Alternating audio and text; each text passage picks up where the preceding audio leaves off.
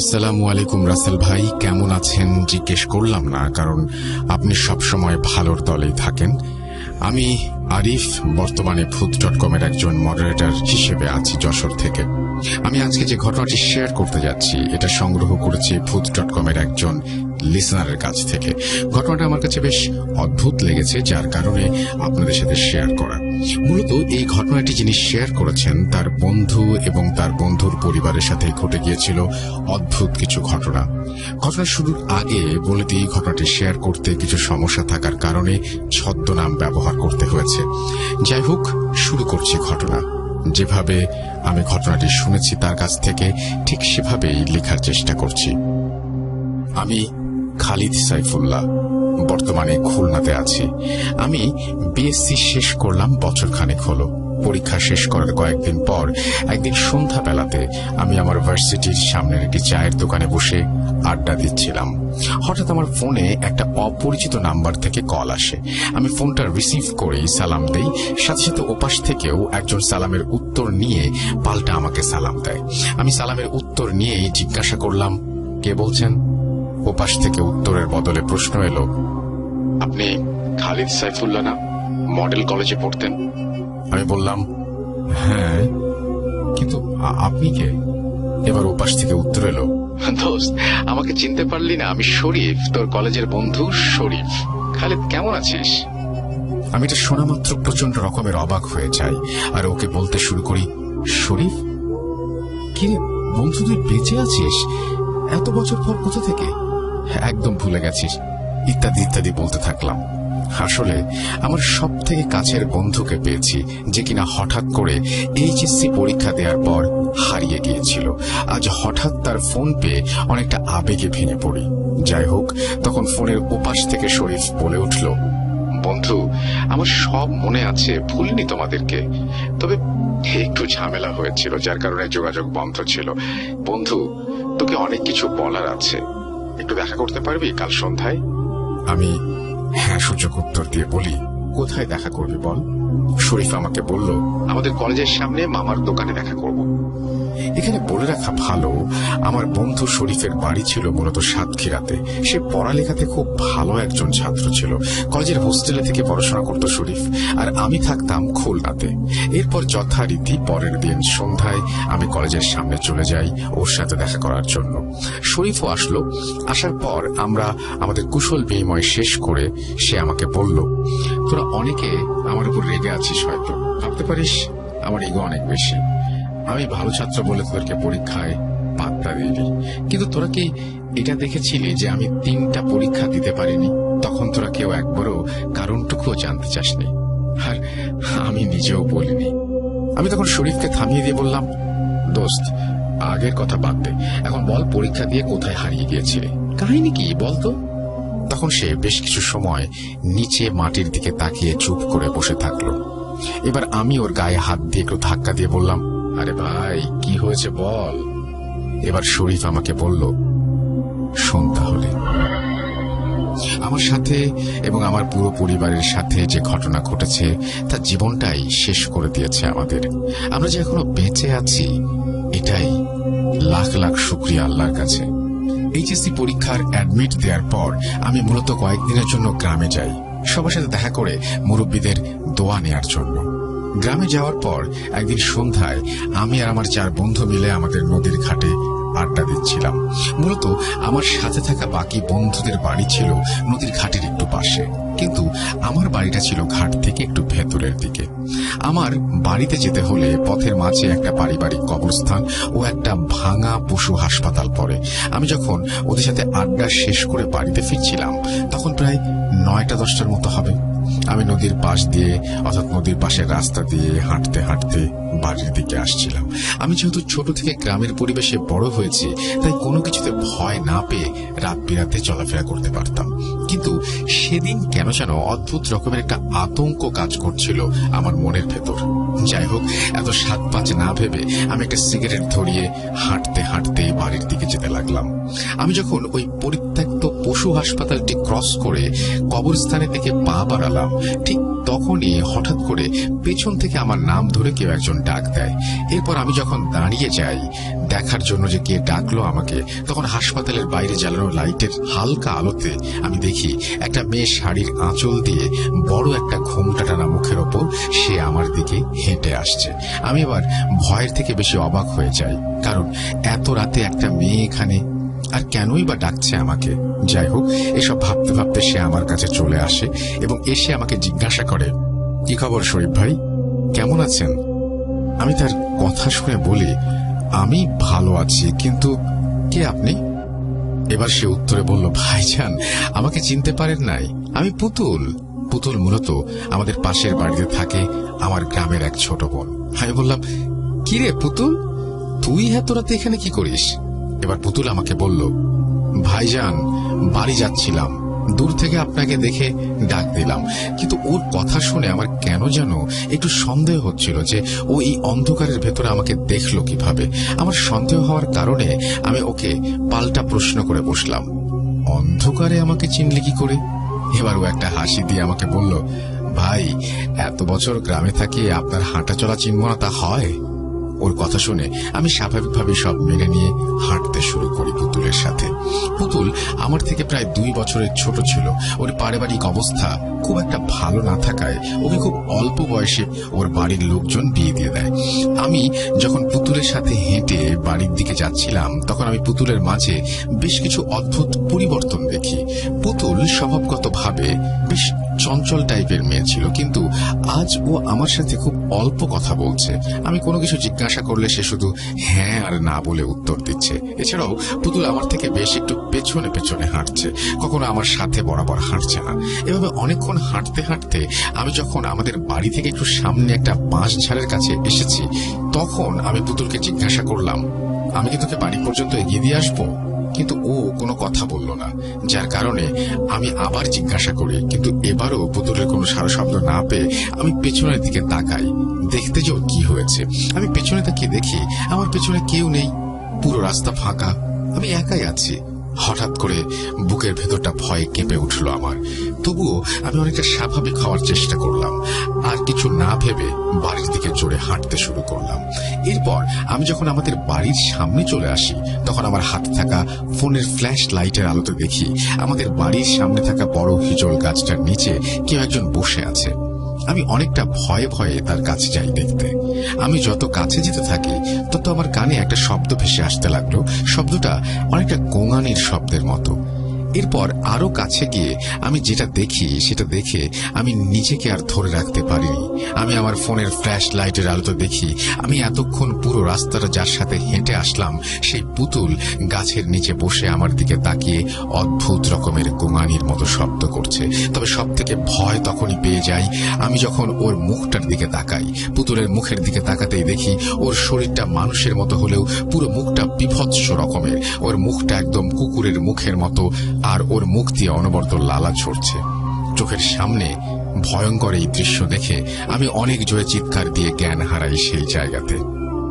পরের দিন সকালে আমার যখন জ্ঞান ফেরে, তখন আমি আমাদের বাড়িতে শুয়ে আছি। আমার গায়ে প্রচন্ড জ্বর, আমি জ্বরে কাঁপছি। আমার জ্ঞান ফেরার পর গত রাতের সব ঘটনা আমি আমার বাড়ির সবাইকে বলি। প্রিয় লিসেনার্স, ঘটনা এখনো শেষ হয়নি। এই ঘটনার ভয়াবহ সময় আর টুইস্ট এখান থেকে শুরু। শরীফ কেন পুতুলকে এমন বিভৎস অবস্থায় দেখলো আর কেনই বা সে ভয় পেল, সেটা জানার পর সত্যিই অনেক ভয় পেয়ে গিয়েছিলাম আমি, কারণ এই জিনিসের ভুক্তভোগী আমি আরিফও ছিলাম। যাই হোক, কথা না বাড়িয়ে ঘটনার পরের অংশে চলে যাই। বলছে শরীফ, আমি যখন সব ঘটনা বলি তখন আমার মুখে পুতুলের কথা শোনার সাথে সাথে সবাই কেমন যেন ভয় পেয়ে যায়। এটা শোনার পর আমার মাকে বলে উঠতে শুনলাম যে শরীফকে কেন ক্ষতি করলো ওরা, ও তো কিছু জানে না এই ব্যাপারে, ও তো পুরো নির্দোষ। মায়ের মুখে এমন অদ্ভুত কথা বলতে শুনে আমি রেগে গিয়ে বলি, কি ভুলভাল বকছো, কি হয়েছে বলবো একটু? তখন আমার বাবা বলতে শুরু করলেন, শরীফ, তোর পরীক্ষার কারণে আমরা কিছুই বলিনি তোকে, তাছাড়া তুই বাড়িতে আসিসনি অনেক দিন, আর এদিকে এটা শোনার পর তোর পরীক্ষা খারাপ হবে, মানসিকভাবে ভেঙে পড়বি বলে আর কিছুই বলিনি। আমি আব্বাকে থামিয়ে দিয়ে বলি, কি হয়েছে বলেন তো? আব্বা বললেন, পুতুল 1 মাস হলো মারা গিয়েছে। তুই যে গাছটার নিচে ওকে দেখেছিস, ওইখানেই পুতুল কীটনাশক খেয়ে আত্মহত্যা করেছিল। আর নদীর ঘাটের পাশে কবরস্থানে কবর দেয়া হয়েছে পুতুলকে। আমি বা জিজ্ঞাসা করি, পুতুল আত্মহত্যা কেন করলো, আর এর সাথে এসব ঘটনার সম্পর্ক কি? এটা জিজ্ঞেস করার সাথে সাথে আমার আব্বা সহ বাড়ির সবাই বিষয়টা এড়িয়ে গেল। তবে আমি পুতুলের মৃত্যুর কারণটা নিয়ে বেশ কৌতূহলী হয়ে উঠলাম। এই বলে শরীফ চুপ করে যায়। বেশ কিছুক্ষণ পর আমি আবারও শরীফের গায়ে ধাক্কা দিয়ে বলি, থামলি কেন? বল, পুতুল মারা গেল কেন? আবারও শরীফ বলতে শুরু করলো। এসব কিছুর পর আমি যেদিন আমার চাচার কাছে গিয়ে জোরাজুরি করি সবকিছু জানার জন্য, তখন চাচা আমার সাথে ঘটে যাওয়া সমস্যার পুতুলের আত্মহত্যার রহস্য উন্মোচন করে দেন আমার সামনে। মূলত পুতুলের বাবা ছিলেন একজন কবিরাজ। গ্রামে তার ভালো নামডাক ছিল, মোটামুটি ভালো কাজ জানতেন তিনি। পুতুল ছোটবেলা থেকে আমাদের বাড়িতে থাকতো। এক কথায় বলা যায় সে আমার মায়ের আদর যত্নেই মানুষ হয়েছে বেশি, যার সুবাদে পুতুল প্রায়ই আমাদের বাড়িতে আসতো, টুকটাক কাজ করত। আর আমার মায়ের সাথে সে যখন আমাদের বাড়িতে আসতো, সেই আসা যাওয়ার মাঝে আমার ফুফাতো ভাই ফারুকের সাথে তার কোন একটা সম্পর্ক তৈরি হয়। পুতুল যে বিবাহিত সেটা জেনেও আমার ভাই তার সাথে একটা অনৈতিক সম্পর্কে জড়িয়ে পড়ে। মূলত পুতুলের স্বামী কৃষিকাজ করতেন, যার কারণে তার স্বামী অধিকাংশ সময় বাইরের গ্রামে যেত কাজ করতে। মৌসুম শেষ হলে ফিরত। সেই সুযোগে তারা এরকম একটা অনৈতিক সম্পর্ক তৈরি করে ফেলে। এভাবে একটা সময় পুতুল অন্তঃসত্ত্বা হয়ে যায়। এই ঘটনার পর পুতুল যখন আমার ভাইয়ের কাছে এসে তাকে বিয়ে করতে বলে, তখন আমার ভাই ফারুক বিভিন্নভাবে তাকে বাচ্চাটি নষ্ট করতে বলে। একটি পর্যায়ে পুতুল বাধ্য হয়ে আমার বাড়ির সবাইকে এই ব্যাপারটা জানায়। তখন আমার ভাই ফারুক তাকে মেরে ফেলার হুমকি দিলে সবাই সবকিছু অস্বীকার করে। তারপর পুতুলকে আমাদের বাড়ি থেকে সবাই মিলে গলা ধাক্কা দিয়ে বের করে দেয়। এসব অপমান আর কৃতকর্মের ফল সহ্য করতে না পেরে সেই দিন রাতে পুতুল আমাদের বাড়ির সামনে গাছের নিচে বসে বিষ খেয়ে আত্মহত্যা করে।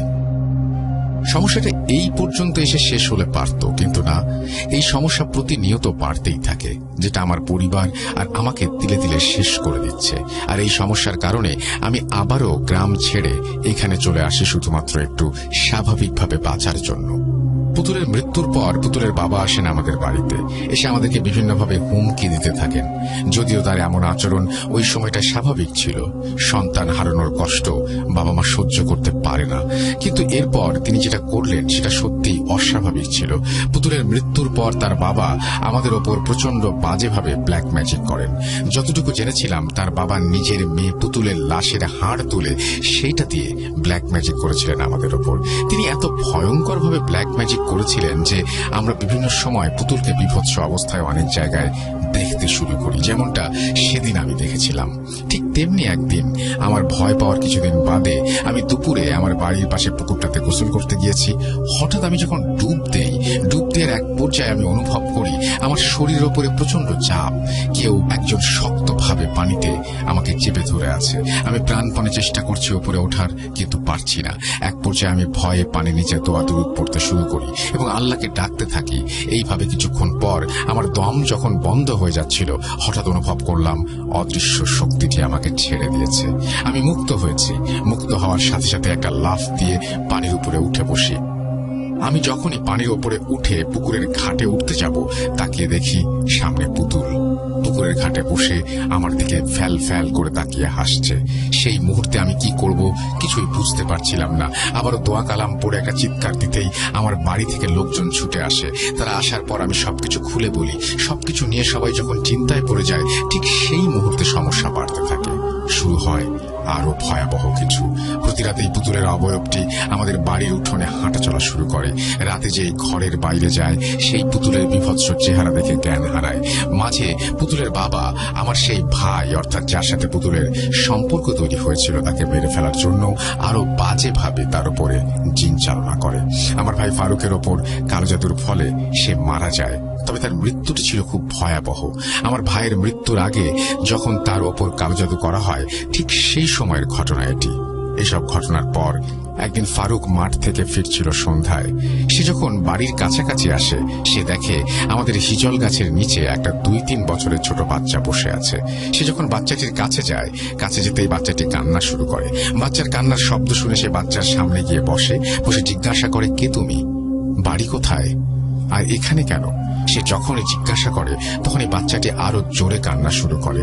বাচ্চার কান্না দেখে তার মায়া হয়, যার কারণে সে বাচ্চাটিকে সে তার বাড়িতে নিয়ে যাবে, পরে কেউ খোঁজ করলে তাকে দেবে। এটা ভেবে ফারুক বাচ্চাটি যখনই কোলে তোলার সাথে সাথে বাচ্চাটি মুহূর্তের ভেতরে বিভৎস রূপ নেয়। তার মুখ ক্ষতবিক্ষত করে ফেলে নখের আঁচড় দিয়ে। বাচ্চাটি যখনই আঁচড় দেয়, সে সাথে সাথে বাচ্চাটিকে ফেলে আল্লাহ গো বাঁচাও বলে একটা চিৎকার দিয়ে সেখান থেকে দৌড়ে সামনে যাওয়ার জন্য পা বাড়ায়। মাথাতে প্রচন্ড আঘাত, আর কিছুই মনে নেই। এদিকে সব চিৎকার শুনে আব্বা আম্মা সহ যখন আমাদের বাড়ির সবাই সেখানে এসে দেখে ফারুক গাছের একটা ভাঙা ডালের নিচে অজ্ঞান হয়ে পড়ে আছে, আর ওর মুখে ভয়ঙ্কর ভাবে ক্ষত হয়ে আছে, যেটা দিয়ে অনেক রক্ত বের হচ্ছে। এরপর সবাই সেখান থেকে ধরাধরি করে ফারুককে বাড়িতে নিয়ে যায়। এসে ডাক্তার ডেকে ক্ষত জায়গায় চিকিৎসা করায়। এক পর্যায়ে ফারুকের জ্ঞান ফেরার পর ফারুক সবাইকে বাচ্চাটির ব্যাপারে আর তার মুখের ক্ষতর ব্যাপারে বলে। শুধু এইটুকুতেই ফারুকের সমস্যা থেমে থাকেনি। ওই দিন রাতে ফারুক ভয়ঙ্কর একটা স্বপ্ন দেখে। সে স্বপ্ন দেখে পুতুল একটা বাচ্চা কোলে নিয়ে তাদের বাড়ির বাইরে দাঁড়িয়ে কাঁদছে, আর মুখটা কালো হয়ে আছে। ওই দিনের রাতটা কোনোভাবে কেটে যায় ফারুকের। এর পরের দিন শুরু হয় অন্য কিছু। ফারুক যখনই একা থাকে তখনই সে একটা জিনিস দেখতে থাকে। সে দেখে অদ্ভুত রকমের একটা হিংস্র জন্তু তার দিকে তাড়া করে আসছে, তাকে খেয়ে ফেলার জন্য। কিন্তু অদ্ভুত ব্যাপার, এখানে সে যেটা বলছিল, জন্তুটির পায়ের অংশ দেখতে মানুষের পায়ের মতো, আর বিভৎস লম্বা, মুখ দিয়ে লালা ঝরছে, এমন এক জন্তুর কথা ফারুক বলেছিল সবাইকে। প্রতিনিয়ত যখনই একা সে কোথাও যায়, সেটা কাজ বা অন্য কিছুতে অদ্ভুত জন্তু তাকে তাড়া করে। এভাবে সব সময় এটা দেখে ভয় পেতে পেতে এক সময় ফারুক পাগলের মতো আচরণ শুরু করে দেয়।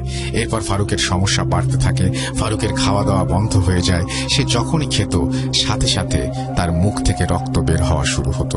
ফারুকের এসব সমস্যার কারণে যখন আমরা একটা কবিরাজের কাছে যাই, যাওয়ার পর যা হয়েছিল তা ছিল সত্যিই অনেক খারাপ। কবিরাজের বাড়ি থেকে সেদিন আসার পর রাতে যখন সবাই ঘুমাতে যায়, প্রায় মধ্যরাতের দিকে হঠাৎ ফারুকের ঘর থেকে প্রচন্ড জোরে কিছু একটা শব্দ হয়।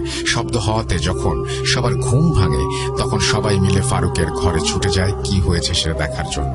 সেটা দেখতে গিয়ে সবাই দেখে ফারুক ঘরে নেই। ফারুক তার ঘর থেকে উধাও হয়ে গিয়েছে। ফারুককে অনেক জায়গায় খোঁজাখুঁজি করা হয়, কিন্তু কোথাও পাওয়া যাচ্ছিল না।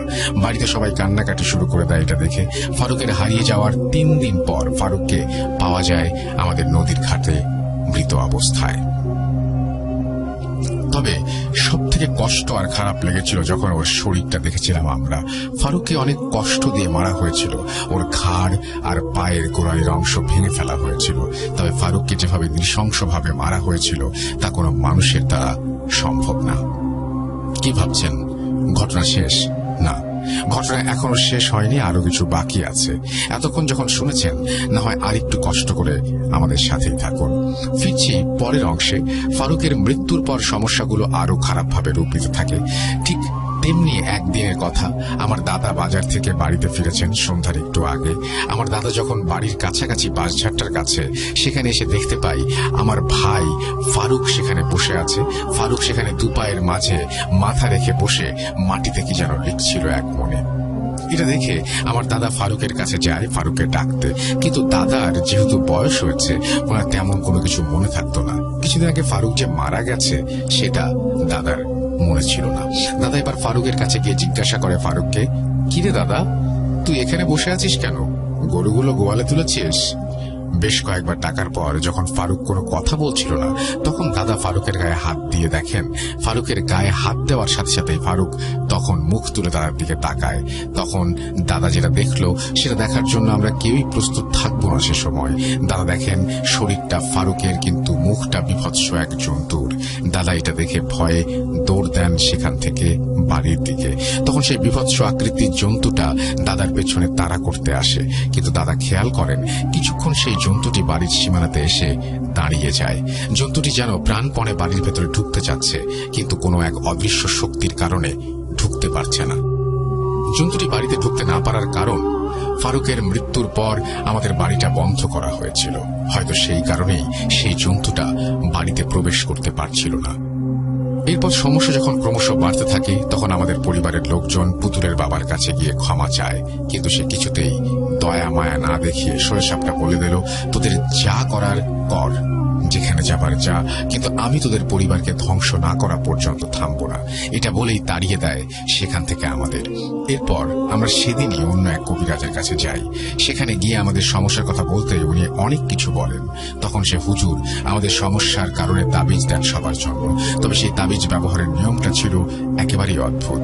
তিনি তাবিজগুলো একটি মাটির কলসিতে দিয়ে বলেন, প্রতিদিন মাগরিবের আজানের সময় এই কলসি থেকে তাবিজটি বের করবেন, করে সেটা হাতে পড়বেন, তবে আবারও ফজরের ওয়াক্তে তাবিজটি খুলে কলসিতে রাখতে হবে। মনে রাখবেন, তাবিজটি যেন সকাল পর্যন্ত পড়ে না থাকা হয়। এভাবে আমাদেরকে 19 দিন পর্যন্ত এটা করতে বলেন হুজুর। আমরাও সমস্যার সমাধানের জন্য মরিয়া হয়ে উঠি এবং সেই কারণে যে কোনো কিছুর মূল্যে আমরা সেটা করতে চাচ্ছিলাম, বের হতে চাচ্ছিলাম সমস্যা থেকে। যাই হোক, হুজুরের কাছ থেকে সবকিছু নিয়ে আমরা বাড়িতে চলে আসি। সেদিন মাগরিবের আজানের সাথে সাথে আমরা সবাই তাবিজটি হাতে পড়ি। সেদিন রাত থেকে আমরা সবাই যথা নিয়মে তাবিজটি ব্যবহার করতে থাকি। তাবিজটি ব্যবহার করার পর আমাদের সাথে সমস্যাগুলো আশ্চর্যজনকভাবে কমে যায়। আমাদের পরিবারের কেউ আর সেই জন্তুটিকে দেখে না। সমস্যা সবার সাথে কমে গেলেও সমস্যা থেমে থাকেনি। এর পরের সমস্যা ছিল একেবারে ভিন্ন। এরপর আমাদের গ্রামের অধিকাংশ লোক পুতুলকে বিভিন্ন সময় বিভিন্ন জায়গায় দেখতে শুরু করে। এর সাথে সাথে সেই অদ্ভুত জন্তুটির সামনে পড়ে ক্ষতিগ্রস্ত হতে থাকে অনেকেই। গ্রামে যখন প্রবলভাবে সমস্যা দেখা দেয় তখন এক প্রকার সন্ধ্যার পর খুব দরকার না হলে কেউ বাইরে আসা যাওয়া বন্ধ করে দেয়। সন্ধ্যার পর পুরো গ্রামটা যেন শান্ত হয়ে যায়। গ্রামে এই ঘটনা চলমান থাকার মাঝে আমাদের উপর আবারও ব্ল্যাক ম্যাজিক করেন পুতুলের বাবা। ইতোমধ্যে সে বুঝে গিয়েছিল আমরা কোনো এক হুজুরের সাহায্য নিয়ে সুস্থ আর ভালো আছি। তবে এবার উনি যেভাবে আমাদের উপর কালোজাদু করেন তা ছিল অন্যরকম। তবে এটা তিনি নিজে করেননি, অন্য ধর্মের কোনো মহিলাতান্ত্রিকের সাহায্য নিয়েই তিনি আমাদের উপরে কালোজাদু করেছেন। যাই হোক, এবার তিনি যখন ব্ল্যাক ম্যাজিক করেন আমাদের ওপর, সেটা করে তিনি আমাদের শারীরিকভাবে কোনো ক্ষতি করতে পারেননি, কারণ আমরা তখনও সেই হুজুরের দেয়া তাবিজটি ব্যবহার করছিলাম সবাই। তবে তিনি এবার আমাদের অর্থনৈতিকভাবে ক্ষতিগ্রস্ত করে দেন। তিনি কালোজাদু করার পরপরই আমাদের ফসলের মাঠগুলো সব অস্বাভাবিকভাবে নষ্ট হয়ে যায়। ধানে পোকা লাগে, পুরো ধানগুলো কালো হয়ে যায়, পুকুর ভর্তি মাছ একসাথে মারা যায়, আমাদের যাবতীয় খাবার ও অন্য জিনিসগুলো নষ্ট করে ফেলে। এরপর আমরা আবারও সেই হুজুরের কাছে গিয়ে সাহায্য চাই, স্বাভাবিক জীবনে ফিরি। তবে সমস্যার সমাধান তখনও পুরোপুরি হয়নি। এবার শরীফের মুখে শোনা সব ঘটনা শুনে শরীফকে থামিয়ে দিয়ে বলি, ভাই সব তো বুঝলাম, কিন্তু এসব কিছুর সাথে তোর 3টা পরীক্ষা না দেওয়ার সম্পর্ক কি? এবার শরীফ বলল, পরীক্ষা কেন দিতে পারিনি সেটা জানতে চাস? তাহলে আবার তোকে এই ঘটনায় প্রথমে যেতে হবে। সেদিন যখন আমি রাতে নদীর ঘাট থেকে ফেরার পথে পুতুলকে দেখে ভয় পেয়েছিলাম, তার একদিন পর আমি সুস্থ হয়ে যাওয়াতে সিদ্ধান্ত নেই আমি খুলনায় চলে আসব।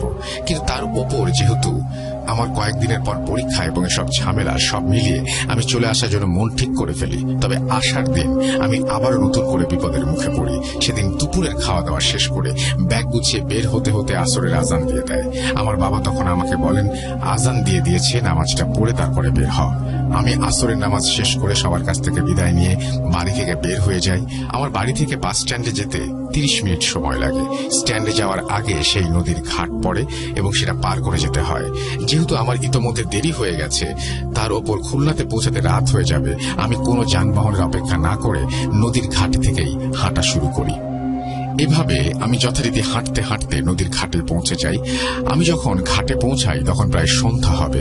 আমি তখন মাঝ নদীতে খেয়া পার হচ্ছি, তখন দূরে মসজিদ থেকে মাগরিবের আজান দিচ্ছে। এরপর আমি নদী পার হয়ে রাস্তার দিকে যাওয়া মাত্রই দেখি একটা অটো দাঁড়িয়ে আছে রাস্তা থেকে একটু দূরে।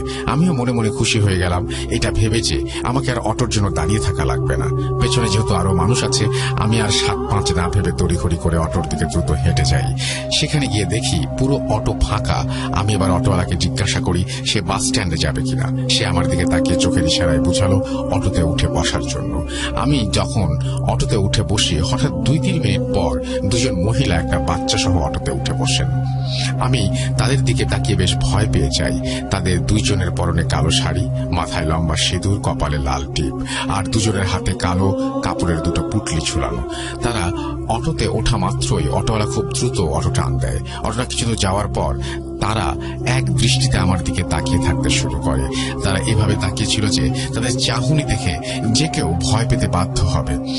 আমি যেন সে সময় খারাপ কিছু কল্পনাতেও আনতে চাচ্ছিলাম না, কারণ আমি যতটা সম্ভব ততটা স্বাভাবিক থাকার চেষ্টা করি। আমি ততক্ষণ পর্যন্ত নিজেকে স্বাভাবিক রাখতে পেরেছিলাম যতক্ষণ পর্যন্ত হাতে থাকা ঘড়িটার দিকে তাকাই কয়টা বাজে দেখার জন্য। ঘড়ির দিকে তাকিয়ে আমার বুকটা কেঁপে উঠল। ঘড়িতে তাকিয়ে দেখলাম ঘড়িতে সময় রাত 8টা, অথচ আমি কিছুক্ষণ আগে উঠলাম অটোতে। আর এমনিতে নদীর ঘাট থেকে বাস স্ট্যান্ডে যেতে 15 মিনিট সময় লাগে। এবার আমি বাইরের দিকে তাকাই দেখার জন্য যে আমি ঠিক রাস্তায় আছে কিনা, কিন্তু বাইরে তাকিয়ে আমি দেখি আমি এক অচেনা জায়গার মাঝ দিয়ে যাচ্ছি। এর আগে আমি কখনো এরকম জায়গা দেখিনি। যত দূর চোখ যাচ্ছে চাঁদের আলোতে দেখছি ফাঁকা আর বালি। মনে হচ্ছিল কোনো মরুভূমিতে চলে এসেছি আমি। এসব কিছু দেখে আমি প্রচন্ড ভয় পেয়ে যাই। ভয়ে সামনে থাকা অটো ড্রাইভারকে জিজ্ঞাসা করি, ভাই আমাকে কোথায় নিয়ে এসেছেন? আল্লাহর দোহাই লাগে আমাকে ঠিক জায়গায় নিয়ে চলুন। এই বলে আমি অনবরত চিল্লাতে থাকি। এক পর্যায়ে আমার সামনে বসে থাকা দুই মহিলা নীরবতা ভেঙে আমাকে একটা ধমক দিয়ে বলে উঠল, চুপ করে বসে থাকো, তোমার গন্তব্যে পৌঁছে দেওয়া হবে। এটা বলে আমার দিকে তাকিয়ে তারা বিশ্রী একটা হাসি দেয়। আমি আর কোনো কিছু না ভেবে আমার শরীরে যত শক্তি ছিল সেটা দিয়ে আল্লাহু আকবার বলে অটো থেকে লাফ দেই। এরপর আমার কিছু মনে নেই। বাকিটা শুনেছিলাম আমার বাবার মুখে। বাবা আমাকে যেভাবে বলেছিল আমি ঠিক সেভাবেই বলছি।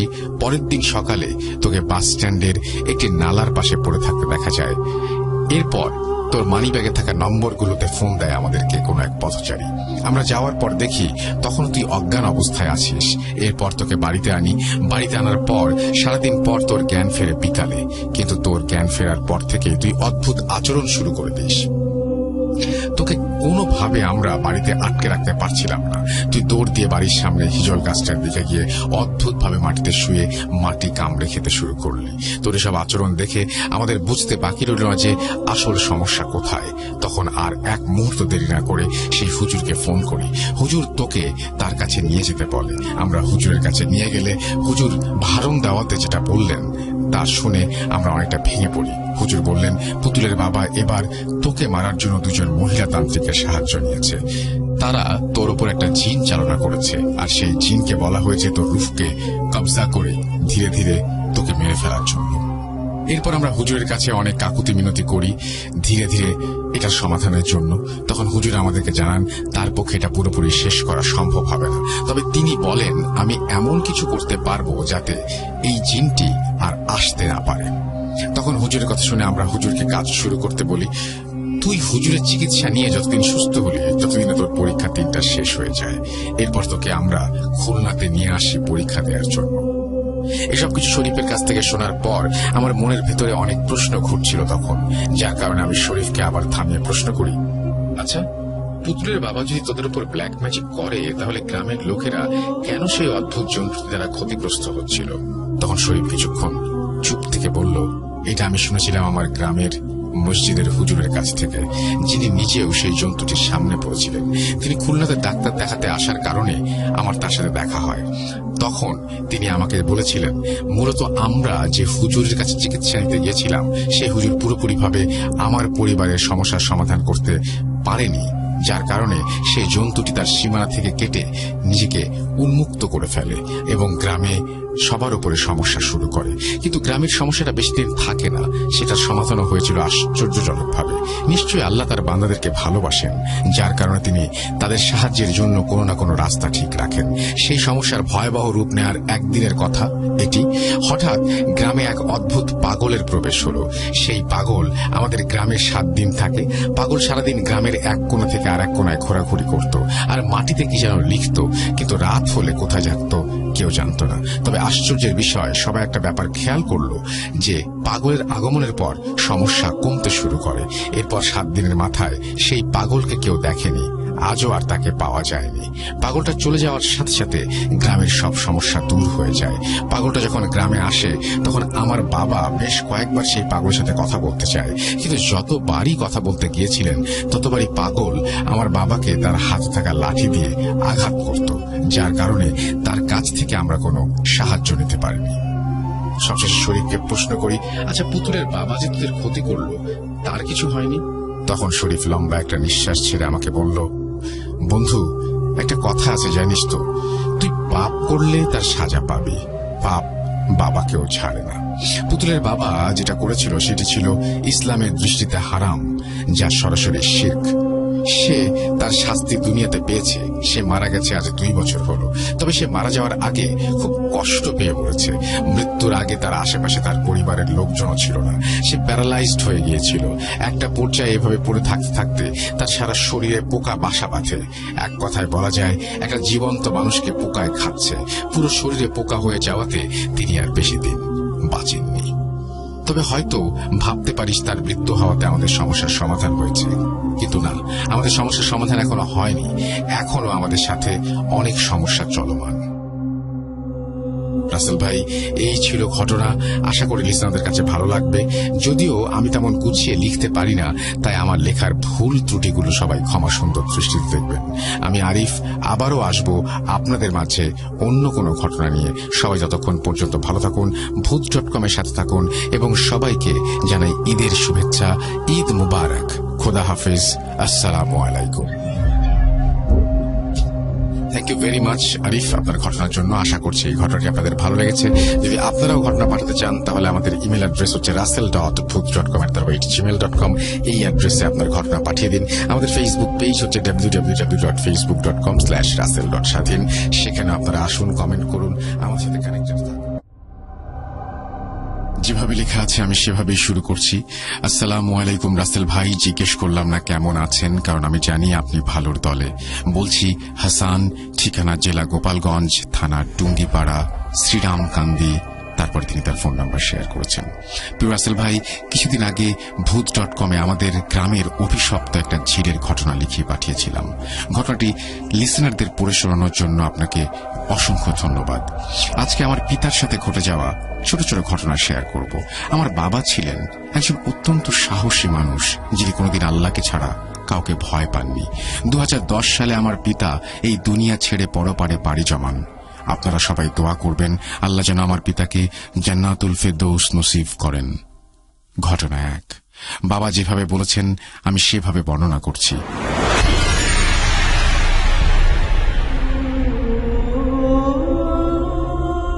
আনুমানিক 1984 সালের ঘটনা। আমি তখন টকবগে এক যুবক, অসীম সাহস নিয়ে ঘুরে বেড়াই। সারাদিন কাজ করি, ক্লান্তি আসে না। আমার বাবা মানে তোর দাদা একটা বিয়ে করে, সেই বউ যশোরে থাকতেন। আমার মা মানে তোর দাদির আর তেমন কোনো খোঁজ খবর নিতেন না। সেই জন্য পুরো পরিবারের দায়িত্ব ছিল আমার কাঁধে। আমরা অত্যন্ত দরিদ্র হবার কারণে অন্যের জমিতে কামলা দিতাম, কখনো কারো জমির ধান কেটে দিতাম, কখনো কারো জমির পাট কেটে দিতাম। অর্থাৎ যখন যে কাজ পেতাম তাই করতাম। যেই কাজে যে পারিশ্রমিক পেতাম তাই দিয়ে কোনো মতে সংসার চলত। তেমনি ভাবে আমাদের বাড়ি থেকে 5 কিলোমিটার দূরে এক মহাজনের জমিতে ধান কাটা কামলা দেই। ধান কেটে বাড়ি আসতে আসতে সন্ধ্যা হয়ে যায়। অতঃপর ধান মাড়াই করা শুরু হয়। তখন তো ট্রাক্টর বা মাড়াই কল ছিল না, গরু দিয়েই ধান মাড়াই করা হতো। সেদিন ছিল ভরা পূর্ণিমার জ্যোৎস্না, আর রাতটাও ছিল পূর্ণিমার মতো, কিন্তু তা আমাদের জানা ছিল না। এই জন্য কাজ করতে তেমন অসুবিধা হচ্ছিল না। ধান মাড়াই করতে করতে আনুমানিক রাত 12টা বেজে যায়। অতঃপর আমি পারিশ্রমিক হিসেবে ধান পেয়েছি, যেটা সেই ধান মাথায় করে আর হাতে একটা কেরালা নিয়ে যেই না বাড়ির দিকে রওনা হব, তখন মহাজন পেছন থেকে ডেকে বলল, রাত অনেক হয়েছে, আজকে রাতটা না হয় থেকেই যাও, আগামীকাল ভোরে চলে যেও। আমি বললাম, ভোরে অন্যের জমিতে ধান কাটা আছে, সেজন্য থাকা যাবে না। কোনো সমস্যা নেই, আমি চলে যেতে পারবো বলেই বাড়ির দিকে রওনা দিলাম। আমাদের বাড়ি যেতে প্রথমে কিছুটা রাস্তা দিয়ে হেঁটে যেতে হবে, অতঃপর বিরাট এক বিল পার হতে হবে এবং তারপরে আমাদের বাড়ি পৌঁছাতে হবে। অতঃপর বাড়ির উদ্দেশ্যে রওনা দিই। তখনকার সময়ে গ্রামের রাত 12টা মানে গভীর রাত। গ্রামের নির্জন কাঁচা রাস্তা, দূর দূর থেকে শিয়াল আর কুকুরের আওয়াজ ভেসে আসছে। মাথায় ধানের বস্তা আর হাতে কেরাল নিয়ে মনের সুখে গান গেয়ে গিয়ে হেঁটে চলেছি। পরিপূর্ণ জ্যোৎস্না হওয়ার কারণে হাঁটতে তেমন অসুবিধা হচ্ছিল না। হাঁটতে হাঁটতে যখন রাস্তা শেষ করে বিলের মধ্যে আসলাম, ভরা জ্যোৎস্না হওয়ার কারণেই সম্পূর্ণ বিলটা দিনের মতো পরিষ্কার দেখা যাচ্ছিল। পুরো বিলে পাকা ধানগুলো হালকা বাতাসে দুলছিল। ভালোই লাগছিল। কি মনোমুগ্ধকর দৃশ্য। এরপর যখন বিলের ভেতর দিয়ে হাঁটা শুরু করলাম, হঠাৎ দেখি আমাদের সামনে একটা মেয়ে, পরনে তার বিয়ের শাড়ি, বগলে একটা কাপড়ের পুটলি, আর মেয়েটি খুব দ্রুত হেঁটে যাচ্ছিল। আমি মনে মনে ভাবলাম কারো বউ অন্য কোনো ছেলের সাথে পালিয়ে যাচ্ছে। আমি মনে মনে ভাবলাম মেয়েটিকে যে করে হোক ধরবো। আমি তখন আর মনে প্যারানর্মাল কোনো বিষয়ের চিন্তা করিনি। আমিও জোরে হাঁটা শুরু করলাম, কিন্তু আমি যত দ্রুত হাঁটছি মেয়েটিকে ধরতে পারছি না। কিছু দূর যাওয়ার পর মেয়েটি দেখি উধাও। মনে মনে ভাবলাম হয়তো অন্যদিকে চলে গেছে। আমি আবার হাঁটা শুরু করলাম। কিছু দূর হাঁটার পরে দেখলাম দুটো গরু এক মনে পাকা ধান খেয়ে চলেছে। মনে মনে ভাবলাম এত রাত্রে কে মানুষের ধান ক্ষেতের গরু ছেড়ে দিয়েছে। তাই আমি গরু দুটিকে তাড়া করলাম। গরু দুটি তাড়া খেয়ে একদিকে বাতাসের মতো হারিয়ে গেল। অতঃপর আমি আবার হাঁটা শুরু করলাম। কিছু দূর হাঁটার পর দেখলাম এক সুন্দর সাদা ঘোড়া আমার সামনে দিয়ে দৌড়াচ্ছে। কিছু দূর পর ঘোড়াটা উধাও। আবার কিছু দূর হাঁটার পর দেখি সেই মেয়েটা আবার আমার সামনে দিয়ে হাঁটছে।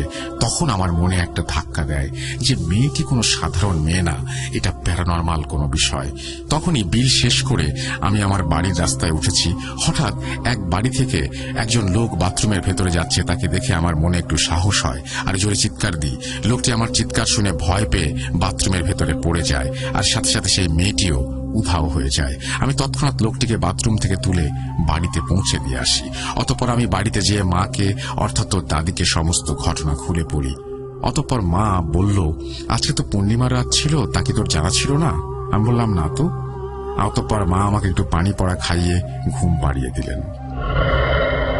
ঘটনা 2 বলছেন বাবা, এটা আমার বিয়ের আগের ঘটনা। তখনকার সময়ে আমার একটা এঁড়ে গরু ছিল। আমি তাকে প্রতিপালন করতাম, খাওয়াতাম, গোসল করাতাম, আর গরুটি শুধুমাত্র আমার কথা শুনত। ঘটনাটি মূলত শীতের সময়। গরুটি আমি প্রতিদিন রাত্রে মাঠে নিয়ে যেতাম এবং মাঠের মধ্যে ছেড়ে দিতাম। আমি এক জায়গায় বসে থাকতাম। গরুটি মন মতো পেট ভরে খেয়ে আমার কাছে ফিরে আসতো। এরপর তাকে আমি বাড়ি নিয়ে আসতাম। এমনিভাবে এক রাতে গরু নিয়ে গেলাম। রাত তখন আনুমানিক 10টা। সেই সময়ে গ্রামের রাত 10টা মানে অনেক রাত। কিন্তু সেই গরুটি কিছু খাওয়ার পরে আর খাচ্ছে না, শুধু আমার কাছে এসে মাথা নাড়ছে আর বোঝাচ্ছে যে সে এখানে আর এক মুহূর্ত থাকতে চায় না। আমি প্রথমে ঠিক বুঝতে পারিনি গরুটি কেন এমন করছে, কিন্তু যখন বারবার গরু এমন করছে তখন আমি উপরের দিকে তাকিয়ে দেখি বিশাল এক অবয়ব, যার একটা পা বিলের এক পাশে আর একটা পা অন্য পাশের তাল গাছে। গরুটাকে বললাম যে তুই খা, কোনো সমস্যা নেই। আমার হাতে বড় একটা দা ছিল, সেই দা আমি ঘুরাচ্ছিলাম অবয়বটা যেন কোনো ক্ষতি করতে না পারে। কিন্তু দেখলাম গরু কিছুই মুখে দিচ্ছে না, শুধু লাফালাফি করছে। তখন এখানে থাকাটা একদম নিরাপদ মনে হলো না। তখন আমি এক লাফে গরুর পিঠে উঠে তাড়া দিলাম এবং তাড়া খেয়ে আমাকে নিয়ে এসে দিল বিশাল দৌড়। এই ব্যাপারটার জন্য একেবারেই প্রস্তুত ছিলাম না। অতঃপর কিছু সময়ের মধ্যে গরুটি আমাকে নিয়ে আমাদের বাড়িতে চলে আসলো।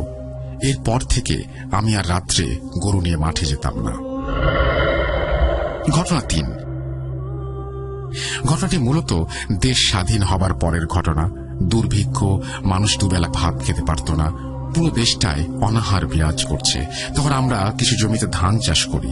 ধান যখন পাকা হয়েছে তখন একটা সমস্যা শুরু হয়, তা হলো মানুষ রাত্রে সেই ধানগুলো কেটে নিয়ে যাওয়া শুরু করে। যেহেতু সকলেরই তখন অভাব ছিল, তাই আমি এবং আমার বড় ভাই মানে তোর চাচা রাত্রে ধান পাহারা দেবার সিদ্ধান্ত নেই। সেই মোতাবেক বাঁশের মোটা কঞ্চি আর ধানের নাড়া দিয়ে জমির পাশে একটা কুড়ে ঘর নির্মাণ করি। সেখানে রাতে 2 ভাই পাহারা দিতে শুরু করি, যাতে কেউ ধান কেটে নিয়ে যেতে না পারে।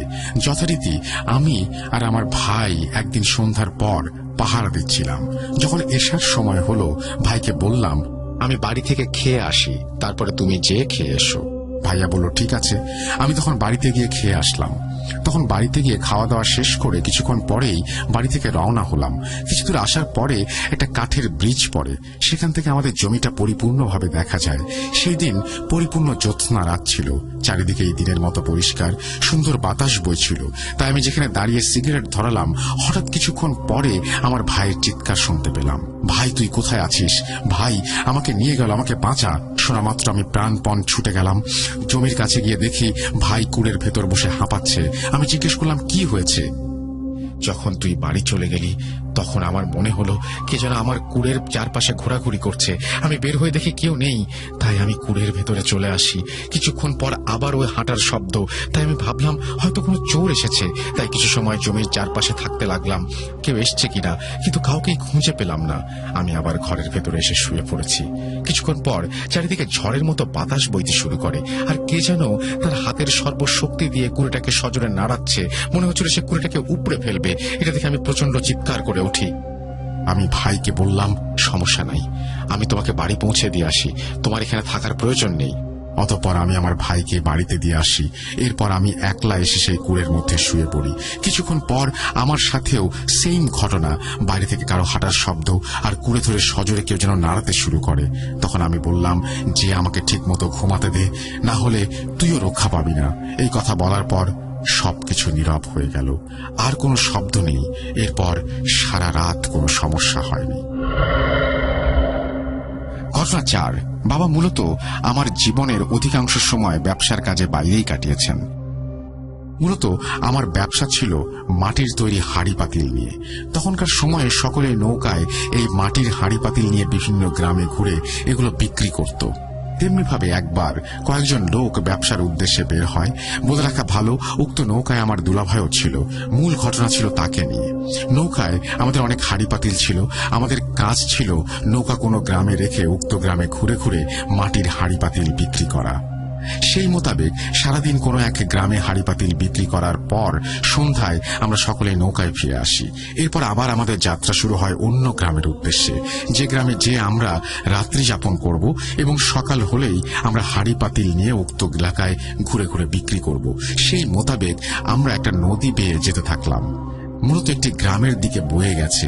আমরা মনস্থির করলাম ওই গ্রামেই যাব। অতঃপর গ্রামের সরু খাল বেয়ে অনেক দূর গেলাম, কিন্তু কোথাও গ্রাম নেই, কোনো জনমানবের চিহ্ন পর্যন্ত নেই। চারিদিকে শুধু ফসলি জমি, কিছুই নজরে আসছিল না আমাদের। আমরা সকলেই ছিলাম ক্লান্ত। আমাদের দলনেতা বলল, সামনে যাওয়ার প্রয়োজন নেই, হয়তো গ্রাম আরো অনেক দূরে। আজকে রাতটা এখানেই কাটিয়ে দিই, সকালে দেখা যাবে কত দূর। সুতরাং আমি নৌকা ভিড়ানোর জন্য নৌকার গ্রাফি ধরে অন্ধকারে খালের কিনারায় ফিকে মারলাম। কিন্তু আশ্চর্যের ব্যাপার হলো, গ্রাফি আবার নৌকায় ফিরে আসলো। ভাবলাম হয়তো গাছের সাথে লেগে ফিরে এসেছে। আমি আবার নৌকার গ্রাফি ধরে ফিকে মারলাম, কিন্তু আবারও একই ঘটনা ঘটল। 3 বার একই ঘটনা ঘটল। এটা দেখে আমার দুলাভাই ধমকে আমাকে বলল, কি করিস, একটা গ্রাফি ফেলতে পারিস না? এরপর দুলাভাই গ্রাফি ধরে যেই না ফিকে মারছে, সাথে সাথে গ্রাফিটি এমন জোরে ফিরে এসে দুলাভাইয়ের চোয়াল এবং টান টান জড়িয়ে এমন ভাবে লাগে যে দুলাভাই ছিটকে খালের পানির মধ্যে পড়ে যান। এটা দেখে সকলে হতভম্ব হয়ে যায়। সকলে দুলাভাইকে ধরে নৌকায় টেনে তুলে। তখন দুলাভাই প্রচুর রক্ত বের হচ্ছিল। সকলে রক্ত বন্ধ করার জন্য ব্যস্ত হয়ে যায়। এই ঘটনা কিছুক্ষণ পরেই খালের পাশ দিয়ে কিছু লোক যাচ্ছিল। তারা জানতে চায় কি হয়েছে। আমরা তাদের সাথে সব ঘটনা শেয়ার করি। তারা বলে, আসলে এই স্থানটি তেমন ভালো না, বিশেষ করে এই শ্মশান ঘাট। আপনাদের জন্য ভালো হবে এই জায়গাটি ত্যাগ করে চলে যাওয়া, রাত্রি যাপন করবেন না। তখন আমরা তাৎক্ষণিকভাবে উক্ত স্থান ত্যাগ করি। উক্ত ঘটনার পর থেকে আমার দুলাভাই বধির হয়ে যায়, আর উনি এখনো বধির আছেন। রাসেল ভাই, আমার সেই ফুপা এখনো জীবিত এবং তিনি এখনো কানে শুনতে পান না, কম শোনেন। রাসেল ভাই, ঘটনা লেখার তেমন অভ্যাস নেই, অনিচ্ছাকৃত ভুল ত্রুটি ক্ষমা করবেন, এই বলে তিনি তার ঘটনা শেষ করেছেন। এবং তিনি ঠাকুরগাঁ পঞ্চগড়ে থাকেন এবং চাকরির সুবাদে বাংলাদেশের সর্বশেষ জেলা যেটা, সেখানে তাকে থাকতে হয় এবং কাজের সুবাদে সীমান্তবর্তী অঞ্চল, বর্ডার অঞ্চলে তাকে থাকতে হয়, ঘুরতে হয়। হয়তো এখানে অনেক ভয়ানক ঘটনা রয়েছে। তিনি আমাকে জিজ্ঞেস করেছেন যদি আমি চাই তাহলে তিনি আমাকে পাঠাতে পারেন। অবশ্যই আমি চাই, এবং ঘটনাগুলো যে খুব ইন্টারেস্টিং হবে সেটা আমি বুঝতেই পারছি। সুতরাং আপনার ঘটনা পাঠিয়ে দিন। আমাদের ইমেল অ্যাড্রেস তো আপনার জানাই আছে। আমরা অপেক্ষায় থাকলাম আপনার ঘটনায়। চলে যাব পরের ঘটনায়। যেভাবে লেখা আছে আমি সেভাবেই শুরু করছি। আসসালামু আলাইকুম রাসেল ভাই ও প্রিয় শ্রোতা বন্ধুরা, কেমন আছেন আপনারা? আমি মোহাম্মদ সাবিত আলম, লিখছি ময়মনসিংহ বিভাগ থেকে। দীর্ঘ 1 মাসেরও বেশি সময় পার করে আবারও আজ আমি নতুন একটি ঘটনা নিয়ে আপনাদের সামনে উপস্থিত হয়েছি। আজকে ঘটনাটি আমি কালেক্ট করেছি একজন হতভাগ্য বাবার কাছ থেকে, যে বাবা তার সন্তানদের সুস্থ হবার প্রবল আকাঙ্ক্ষা মনে ধারণ করে দিক বেদিক কোন একটি সলিউশনের জন্য ঘুরে বেড়াচ্ছেন এখনো। এই সময়ের মাঝে উনি অনেক মানুষের সাথে পরিচিত হয়েছেন, অনেক ফ্রড ব্যক্তিদের সাথে কথা বলেছেন, তেমনি ভালো কিছু মানুষও পেয়েছেন পরিচিত হবার জন্য। শুরুতেই বলে নিই কিভাবে এই ঘটনা আমি আমার ঝুলিতে সংগ্রহ করেছি আপনাদের জন্য। 6 আগস্ট 2022। আমি সেদিন আমার দিনের সব কাজ শেষ করে বাড়ি ফিরছিলাম। হঠাৎই আমার ফোনে একটা কল আসে। ফোনটি ছিল রেজওয়ান ভাইয়ের। আপনাদের মনে আছে রেজওয়ান ভাইয়ের কথা? এপিসোড 91 ইলিশ মাছের বিড়ম্বনা ঘটনাটি যিনি আমাকে দিয়েছিলেন। রেজওয়ান ভাইয়ের ফোন ধরতেই উনি আমাকে বললেন, শোন, আগামীকাল তোকে নিয়ে এক বড় ভাইয়ের বাসায় যাব। উনি তোকে একটা ঘটনা বলতে ইন্টারেস্টেড। রেডি থাকিস বিকেলে। আমি ওনার কথায় রাজি হয়ে আচ্ছা বলে ফোনটা পকেটে রেখে দিই এবং পরের দিন বিকেলে রেজওয়ান ভাইয়ের সাথে চলে যাই সেই হতভাগ্য বাবার বাসায়। উনি কোনো ভনিতা না করে আমাকে বললেন, তুমি আমার ছেলের বয়সী, তোমার কথা অনেক শুনেছি, তোমার ঘটনাও আমি শুনি।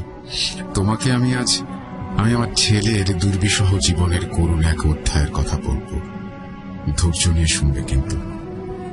আমি শিওর বলতেই উনি শুরু করলেন ওনার ছেলের জীবনের এক চলমান কালো অধ্যায়। বলছেন, হতভাগ্য বাবা। মানুষের জীবনে কেমন যেন পাজেলের মতো সবকিছু। হারানো টুকরো খুঁজতে খুঁজতে আমাদের জীবন পার হয়ে যায়, তাই না? শুরুতেই কেন এই কথা বলছি শুনতে থাকুন, বুঝতে পারবেন। আসসালামু আলাইকুম, আমার নাম মোহাম্মদ আবিদ শেখ। আমার বিয়ে হয় 1991 সালের এপ্রিল মাসের 23 তারিখ। বিয়ের 2 বছর পরে আমাদের সংসারে মহান আল্লাহ একজন পুত্র সন্তান দান করে, আমাদের ওপর রহমত বর্ষণ করেন। কিন্তু এই রহমতের স্থায়িত্বকাল ছিল শুধুমাত্র 2006 সাল পর্যন্ত। কেন বলছি? 2006 সালের জুন মাসে আমি, আমার ছেলে ও আমার স্ত্রী, আমাদের 2 পরিবারের আরো কয়েকজন সদস্য নিয়ে একটি পিকনিক স্পটে যাই। আমার ছেলে রিফাত, ওর বয়স তখন 13 বছর, খুব একটা বেশি বয়স না। পিকনিক স্পটে খাবার রান্নার আগে রিফাত ওর হাতে করে একটি কাঠের পাজেল নিয়ে আমার কাছে এসে বলে, আব্বু, এই পাজেলটা একটু মিলিয়ে দেবে? আমি অনেক চেষ্টা করেও পারছি না। আমি পাজেলটা দেখে বুঝতে পারি পাজেলের লেখাগুলো আরবি, কিন্তু আরবি ভালোভাবে পড়তে না জানায় আমার পক্ষে সেই পাজেল সলভ করা সম্ভব হবে না বলে বুঝতে পারি। আরবি লেখার সাথে কিছু চিত্রও আঁকা ছিল, যেন সেই পাজেলে কি আঁকা ছিল আমি বুঝিনি। বিজ্ঞান মনস্ক মানুষ হবার ফলে আমি আরবি লেখাগুলো ও চিত্রগুলোকে তেমন একটা পাত্তা দেইনি। আমি আমার ছেলেকে বলি, বাসায় গিয়ে সে যেন বাসার হুজুরের কাছে ভালো করে আরবি শিখে সেই পাজেল সলভ করে বা হুজুরকে দিয়ে সলভ করিয়ে নেয়। রিফাত আমার কথা মেনে নেয়। এরপর পিকনিক আর খাওয়া দাওয়া শেষ করে আমাদের বাড়ি ফিরে আসি। 6 মাস কেটে যায়। এরপর যেসব ঘটনা হতে থাকলো আমাদের সাথে, সেসব ঘটনার কোনো এক্সপ্লেনেশন আমাদের কাছে নেই। ঘটনাগুলি আমি ধাপে ধাপে বলছি। 2006 সালের ডিসেম্বর মাসের 17 তারিখ রাত 12টা অতিক্রম করেছে। আমিও আমার স্ত্রী ঘুমানোর জন্য প্রস্তুত হই। আমার ছেলে ইতোমধ্যে ঘুমিয়ে গেছে। রাত 3টার দিকে হঠাৎ আমার ছেলের রুম থেকে চিৎকার ভেসে আসে, আম্মি, আমাকে বাঁচাও, বাঁচাও আমাকে। আমরা দৌড়ে আমার ছেলের রুমে গিয়ে দেখলাম দরজাটা সজোরে বন্ধ হয়ে গেল। ভেতর থেকে ভারী ও মোটা গলায় একটা আওয়াজ ভেসে আসলো, জানা আমরা কখনো শুনেছি আর জানা কোনো মানুষের গলার আওয়াজ। সেই আওয়াজটা বলছিল, কেন কেন ডাকলি আমাকে? আমার কাজ তো শেষ হয়ে গিয়েছিল, কেন ঘুম ভাঙালি আমার? আমি ও আমার স্ত্রী দরজায় কড়া নাড়তেই থাকি। ভেতর থেকে সেই কণ্ঠে আবারও ভেসে আসে, চলে এসেছে, আমার কাজে বাধা দিতে। আমাকে যে জাগাবে তার বংশ হবে মৃত্যুর শিকার। এই কথা বলার সাথে সাথে দরজা খুলে গেল। আমিও আমার স্ত্রী ঘরে প্রবেশ করতেই বোটকা একটা গন্ধে আমাদের গা যেন গুলিয়ে উঠল।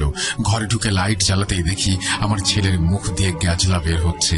ওর গায়ে হাত দিতেই দেখি ও আমার স্ত্রীর দিকে থুতু ছিটিয়ে দিয়ে বলে আমরা যেন তাকে আমাদের পবিত্র হাত দিয়ে না ধরি, পবিত্র হাতে নাকি ওকে ধরা যাবে না। আশ্চর্যের বিষয় হলো সে আমাদের কাউকে চিনতে পারছিল না। আমাকেও আমার স্ত্রীকে বারবার জিজ্ঞেস করছিল আমরা কে, কেন এখানে এসেছি। আমার স্ত্রী সব দেখে কান্না শুরু করে দেয় আর আমার ছেলে ঘুমিয়ে পড়ে। পরদিন সকালে আমার ছেলের আগের রাতের কোনো কথাই মনে থাকে না। সারাদিন পার হয়ে যায়, ছেলের কিছু অদ্ভুত আচরণ লক্ষ্য করলাম আমরা সেদিন থেকেই। দুপুরে খাবার সময় এক পাতিল ভাত আর তরকারি সে খেলো একা। আমাকে নিয়ে রেস্টুরেন্টে খাবার আনিয়ে খেলো। নিজের রুমের দেয়ালে নানান জিনিস আঁকলো আর দিন শেষে ঘুমিয়ে গেল। সন্ধ্যার পর আমাদের বাসার প্রতিটি জানালার পাশে একটা করে কাক এসে ডাকছিল। আমার মনে আছে সেদিন বৃষ্টি ছিল। ভাবুন তো, বৃষ্টি খুব সুন্দর প্রাকৃতিক আশীর্বাদ, আর সেই বৃষ্টি স্নাত রাত, ইলেকট্রিসিটি নেই। এমন সময় আপনার বাসার প্রতিটি জানালায় যদি একটা করে কাক এসে বসে এবং করুণভাবে ডাকতে থাকে তবে কেমন লাগবে কল্পনা করুন একবার। সেদিন রাতে আমি অনেক ভীত সন্ত্রস্ত অবস্থায় নিদ্রা যাপন করতে যাই। রাত গভীর। আমার স্ত্রী গোঙানির আওয়াজে ঘুম ভাঙল। বিছানা থেকে উঠে লাইট অন করতেই দেখি আমার ছেলে আমার স্ত্রীর গলা কামড়ে ধরে আছে, যেভাবে একটা শিকারী বাঘ তার শিকার ধরে থাকে।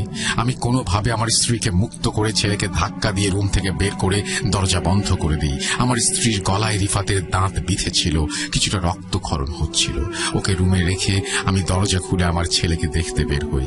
দরজার বাইরে তাকে খুঁজে না পেয়ে তার রুমে গিয়ে দেখি সে ঘুমাচ্ছে, কিন্তু তার ঠোঁটে আমার স্ত্রীর গলার রক্ত দৃশ্যমান। আমি রুমে ফিরে এসে আমার স্ত্রীর গলায় ব্যান্ডেজ লাগিয়ে সেই রাতটা নির্ঘুমই কাটিয়ে দেই। পরদিন সকালে আমরা ডিসাইড করি রিফাতকে নিয়ে আমরা একজন মনোরোগ বিশেষজ্ঞের কাছে যাব। সকাল 10টার দিকে আমরা ডাক্তারের চেম্বারে গিয়ে উপস্থিত হই। ডাক্তার কিছু টেস্ট করান আর বলেন 3 দিন পর রেজাল্ট জানাবেন। এই 3 দিন কিভাবে কেটেছে জানেন?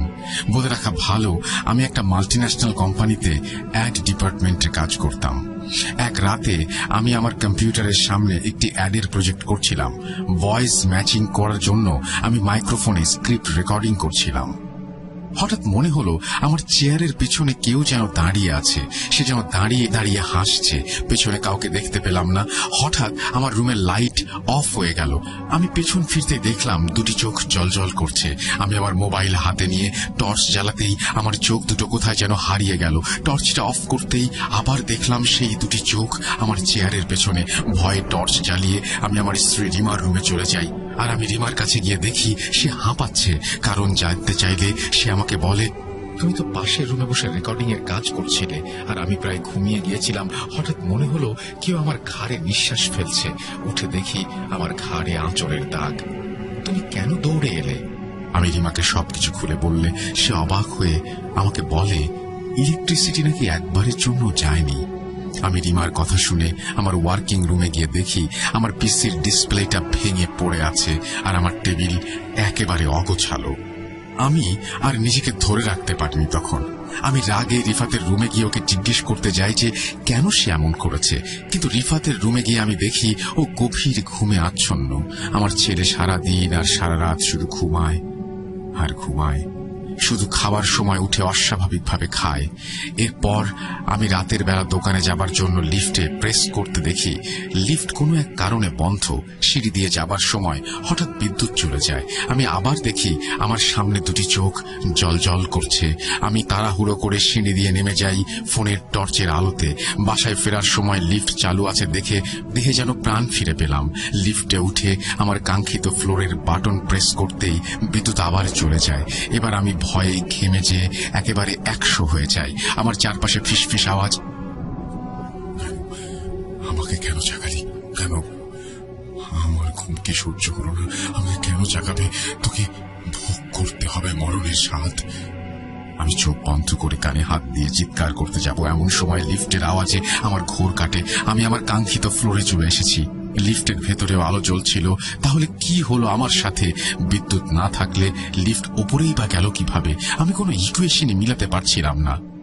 3 দিন পর ডাক্তারের কাছে গেলে উনি বললেন, আপনার ছেলের মেবি স্প্লিট পার্সোনালিটি হয়েছে। বয়সন্ধিকালে এমনটা হওয়া অস্বাভাবিক না। এরপর আমি ডাক্তারের কাছে ওর গলা দিয়ে অন্যরকম আওয়াজ বের করার কারণ জানতে চাইলে উনি বলেন, এটা খুব নর্মাল। মানুষের গলায় 2টা ভোকাল কর্ড, একটা প্রাইমারি মানুষ যেটা অলওয়েজ ইউজ করে, আর একটা সেকেন্ডারি ভোকাল কর্ড যেটা মানুষ সাধারণত ইউজ করে না। হয়তো মাল্টিপল পার্সোনালিটির কারণে রিফাত কোনোভাবে তার সেকেন্ডারি ভোকাল কর্ডের অ্যাক্সেস করে নিয়েছিল। ডাক্তারের যুক্তিগুলো আমি ডিনাই করার কোনো উপায় ছিল না। করবই বা কি করে? অকাট্য যুক্তি বলে কথা। এরপর আমার ছেলেকে ডাক্তার কিছু থেরাপি, মেডিসিন আর মেডিটেশন দিয়ে বাড়ি পাঠিয়ে দেন। এদিকে আমার আর রিমার সাথে যা হচ্ছে সেটাকেই বা কোন যুক্তি দিয়ে বিবেচনা করব ভেবে পাচ্ছিলাম না। কোনো উপায় না পেয়ে আমি শেষমেশ আমার আম্মির সাথে যোগাযোগ করি। আমার আম্মি আগামীকাল বাসায় আসবেন বলে জানান আমাদের। পরের দিন আমার আম্মি আমার ছোট ভাইকে সাথে করে আমার বাসায় এসে উপস্থিত হন। উনি রিফাতের সাথে খুব স্বাভাবিকভাবেই দাদু ভাই, ছোট ভাই ডেকে ডেকে কথা বলেন। বিপত্তি তখনই বাধে যখন আমার আম্মি রিফাতের মাথায় হাত বুলাতে চান। রিফাত আম্মিকে ধাক্কা দিয়ে বিছানায় ফেলে দেয় আর কর্কশ কণ্ঠে বলে, তোর পবিত্র হাত দিয়ে আমাকে ধরবি না। এক পা কবরে গেছে, এবার কি পুরো শরীরটাই কবরে নিতে চাস? রিফাত যখন কথাগুলো বলছিল তখন ওর মুখ থেকে এত বাজে গন্ধ বের হচ্ছিল যা বলার মতো না। আমি আর আমার ভাই আম্মিকে মেঝে থেকে তুলে ড্রয়িং রুমে চলে আসি আর রিফাতের ঘরের দরজা বন্ধ করে দেই। আমার আম্মি আমাদের বলেন, হাবিব, এটা কোনো মেডিকেল সমস্যা না বাবা, ওর ওপর শয়তানের ছায়া। আমি তোকে একটা ঠিকানা দেই, সেখানে গিয়ে হুজুরকে নিয়ে আয়। আমাদের পারিবারিক বন্ধু উনি কিছু করতে পারবেন যদি সম্ভব হয়। আমি কথা শুনে সেদিন দুপুরেই আমি রওনা দেই সেই হুজুরের সন্ধানে। হুজুরের বাসা খোঁজার ঘটনা নাই বলি, হুজুরকে নিয়ে সেদিন মধ্যরাতে আমি বাসায় আসি। হুজুর সোফায় বসেন আর আমাদের সব কথা শোনেন। আমাদের কথা শুনে উনি বলেন, ওর উপরে কেউ কালো জাদু করেছে, দেখি কেমন কালো জাদু। এরপর উনি রিফাতের রুমে আসন করে বসলেন আর দোয়া কালাম পড়লেন। কিছুক্ষণ পর রিফাত বিছানায় দাঁড়িয়ে হুজুরকে বললেন, আমাকে যে জাগাবে তাকে ভোগ করতে হবে মৃত্যুর স্বাদ। এই বলে সে হাসতে লাগলো। আমি দেখলাম হুজুর ও রিফাতের মাঝে প্রচুর চোখাচোখি হচ্ছে। মনে হচ্ছিল দুজন যেন চোখে চোখে কথা বলছে। একটু পর রিফাত চোখ বন্ধ করে দেয় আর হুজুর তড়িঘড়ি করে আসন ছেড়ে উঠে বেসিনে গিয়ে বমি করে দেন। একটু স্বাভাবিক হলে উনি আমাকে বলেন, আপনারা কি জানেন কারিন কি? আমি হ্যাঁ বললে উনি বলেন, ওনার সাথে থাকা জিন নাকি রিফাতের কারিনের সাথে কথা বলেছে। এটা নাকি কালো জাদু নয়, এটা একটা ভুল। কিন্তু কি ভুল সেটা রিফাতের কারিন নাকি বলবে না। রিফাতের কারিন নাকি রিফাতের শেষ পরিণতি হুজুরের জিনকে বলেছেন, যার বর্ণনা আমরা দিচ্ছি না। এই বর্ণনা আর লোমহর্ষক সিচুয়েশন কল্পনা করেই নাকি হুজুরের এখন বমি হয়েছে। হুজুর আমার আম্মির কাছে ক্ষমা চেয়ে বললেন উনি কি এই কাজ করতে পারবেন না। যাবার আগে উনি ওনার এক বন্ধুর ঠিকানা দিয়ে বিদায় হয়ে যান।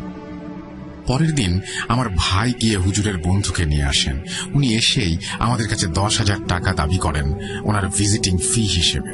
উনি এও বলেন যে ওনাকে আগে 50,000 টাকা দিতে হবে, এরপর উনি কি সমস্যা দেখবেন।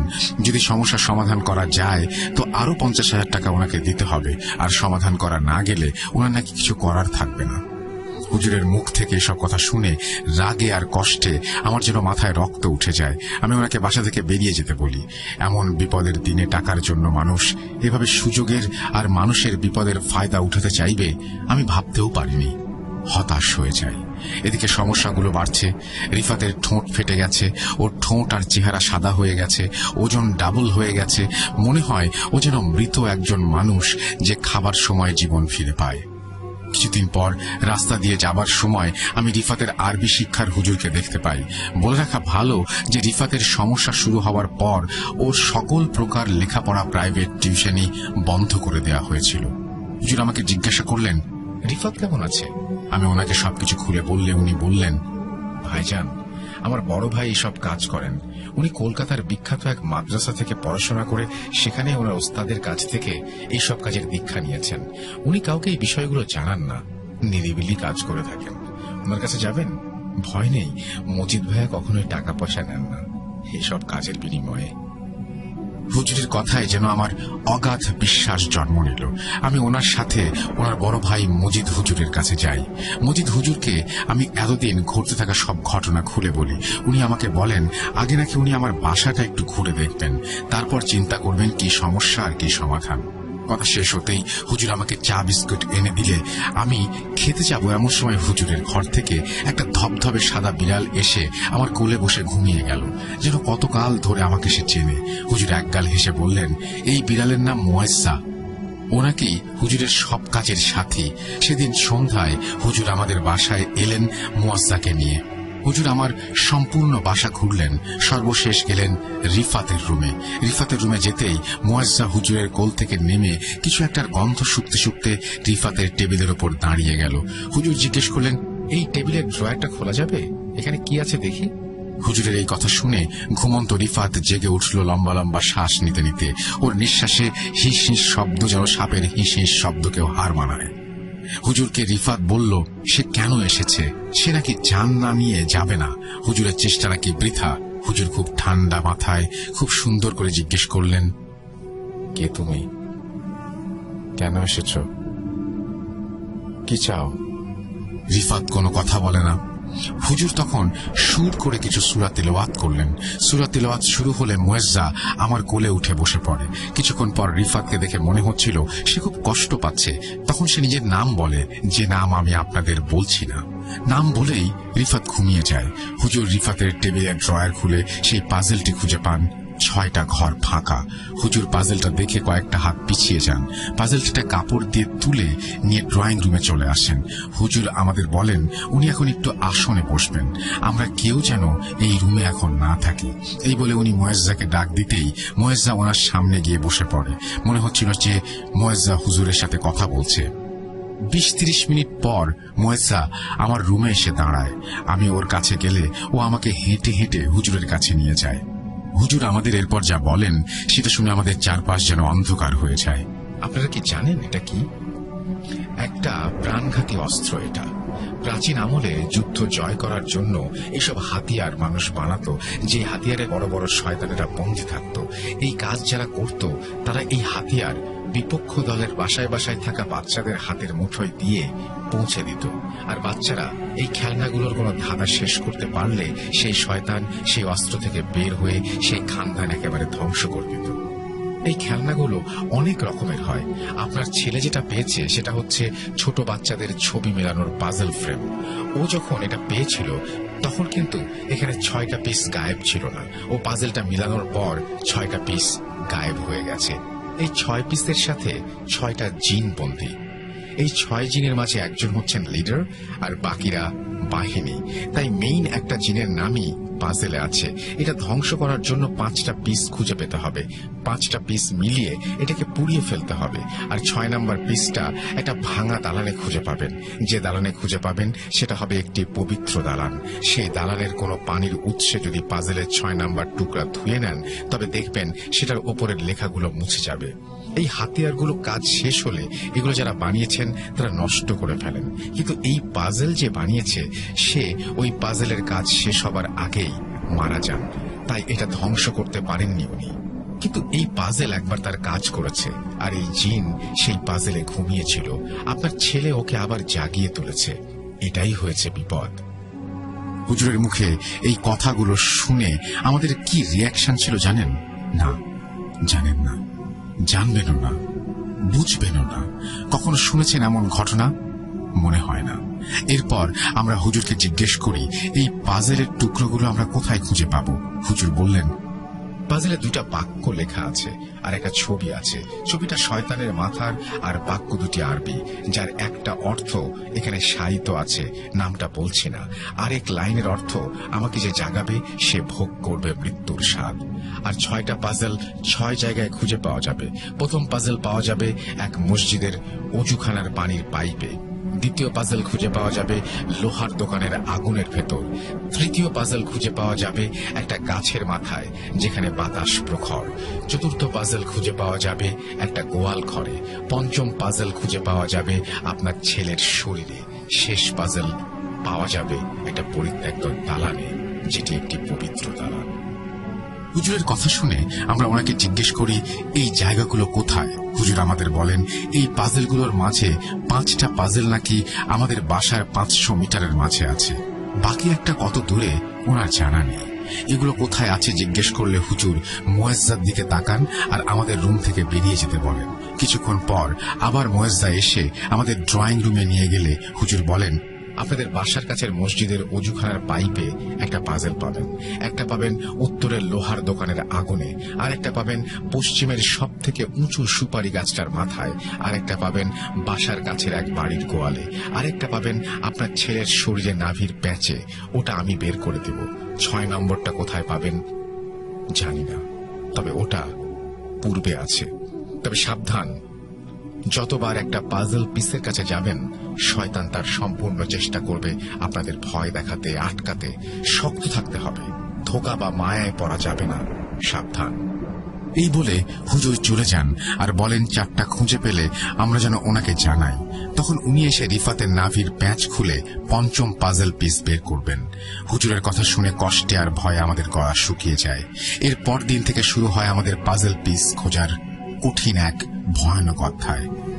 পাজল পিস খোঁজার ধাপগুলো আমি একে একে বলছি, ধৈর্য ধরে শুনবেন দয়া করে।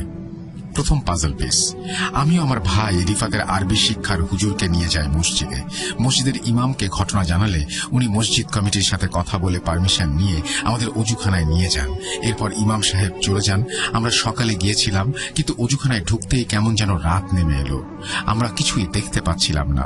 হঠাৎ দেখলাম আমার সামনে সেই 2টি আলোর মতো চোখ। আমি আমার ছোট ভাইয়ের চিৎকার শুনতে পেলাম। সেই চিৎকার করে কাঁদছে। একটু পরে একটু একটু করে আলো ফুটতে শুরু করলো। আমি দেখলাম আমার ভাই অজুখানায় পড়ে আছে, ওর হাত পা কেটে আলাদা করে ফেলা, রক্তে যেন ভেসে যাচ্ছে সম্পূর্ণ অজুখানা। আমার কানেও কেউ ফিসফিস করে বলছে, চলে যা, চলে যা এখান থেকে। আমি আমার ভাইয়ের এই অবস্থা দেখে হাউমাউ করে কাঁদতে থাকি আর ওকে জড়িয়ে ধরে রাখি। হঠাৎ আমার ঘোর ভাঙল হুজুরের স্পর্শে। চোখ খুলে দেখি আমি অজুখানার পাইপের সামনে পড়ে আছি। আমার ভাইও আমার দিকে তাকিয়ে আছে। ও একদম সুস্থ। ওকে আমি জড়িয়ে ধরে কাঁদতে থাকলে হুজুর আমাকে বলেন, এটা কাঁদার সময় না, শয়তানের ধোকায় যেন না পড়ি। এরপর অনেক কষ্টে, অনেক বাধা পেরিয়ে অজুখানার পাইপ আমরা রেত দিয়ে কেটে খুঁজে পাই আমাদের প্রথম পাজল পিস। পিসটা নিয়ে আমরা কেউ হাঁটতে পারছিলাম না। শরীর যেন ভার হয়ে আসছে আমাদের। এক পায়ে গই তো 2 পা পিছই। আস্তে আস্তে আয়াতুল কুরসি আর যেই দোয়া জানি সেই দোয়া পড়তে পড়তে 2 মিনিটের পথ প্রায় 1 ঘন্টা ধরে হেঁটে বাসায় প্রথম পিস নিয়ে আসি আমরা। দ্বিতীয় পিস। আমাদের এলাকায় লোহার দোকান মোট 3টা। প্রথম দোকানে গিয়ে যখন আগুনে খুঁজে দেখতে যাই, দোকানের মালিক কারণ জানতে চাইলে আমরা ওনাকে কারণ বলি। উনি আমাদের বদ্ধ পাগল আর উন্মাদ ভেবে তাড়িয়ে দেন। অবশেষে 5000 টাকা দিয়ে আমরা ওনাকে রাজি করাই, কিন্তু হতাশ হই, কারণ সেখানে কোনো পাজল ছিল না। এরপর আমরা বাসায় ফিরে আসি। হঠাৎ মনে হলো হুজুর তো বলেছিলেন বাসার উত্তরের লোহার দোকানে পাজল পিস পাওয়া যাবে। আমরা এটা ভুলে গিয়েছিলাম। এরপর কম্পাস দিয়ে ঠিক ঠিক উত্তরের লোহার দোকানে গিয়ে পৌঁছাই। সেই দোকানের মালিকও সব শুনে আমাদের পাগল ভেবে তাড়িয়ে দেন। অগত্যা 3000 টাকার বিনিময়ে খোঁজার সুযোগ পাই। আগুন নিভাতে সময় লাগায় আমরা অপেক্ষা করছিলাম। হঠাৎ চারপাশ কালো হয়ে এলো। আমি বুঝতে পারলাম আমরা ঠিক জায়গায় এসেছি। এবার আমি দেখলাম অন্ধকারে আমার ছেলে রিফাত তপ্ত লাল এক লোহা হাতে দাঁড়িয়ে। ও আমাকে বলছে, আব্বু এখান থেকে কিছু নিও না, নিলে ওরা আমাকে কি করবে দেখতে চাও? এই বলে রিফাত ওর পেটে সেই তপ্ত লোহা লাগিয়ে পুড়াতে থাকে। এই দৃশ্য দেখে আমি, রিফাত থাম বলে চিৎকার দিয়ে দৌড়ে যাই। আমি হঠাৎ পড়ে যাই মাটিতে।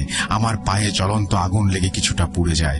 এরপর ঘোর কাটলে হুজুর আমাকে জিজ্ঞেস করেন আমি বারবার কেন ধোঁকার শিকার হচ্ছি, কেন আস্থা রাখতে পারছি না। আমি হুজুরকে সবকিছু খুলে বললে উনি বলেন, রিফাত এখানে কিভাবে আসবে? এরপর আগুন নিভলে আমার পোড়া পা নিয়েই আমি আর আমার ভাই খুঁজে পাই দ্বিতীয় পাজল পিস। তৃতীয় পাজল পিস পশ্চিমের সব থেকে উঁচু সুপারি গাছের মাথায়। এটা খুঁজে পাওয়া খুব কঠিন ছিল আমাদের জন্য। বাসা থেকে 500 মিটার পশ্চিমে বেশ কয়েকটি সুপারি গাছ ছিল। কোনটা সব থেকে উঁচু বুঝতে পারছিলাম না। প্রতিটা গাছ নিচে গিয়ে বোঝার চেষ্টা করলেও পারিনি। অবশ্যই লোকেশন মার্ক করে বাসার ছাদে গিয়ে ছবি তুলে অনেক ডিসকাস করে খুঁজে বের করি সব থেকে উঁচু সুপারি গাছ। এরপর একজন দিন মজুরকে দিয়ে ঠিক করি গাছে উঠে পিসটা এনে দেবে।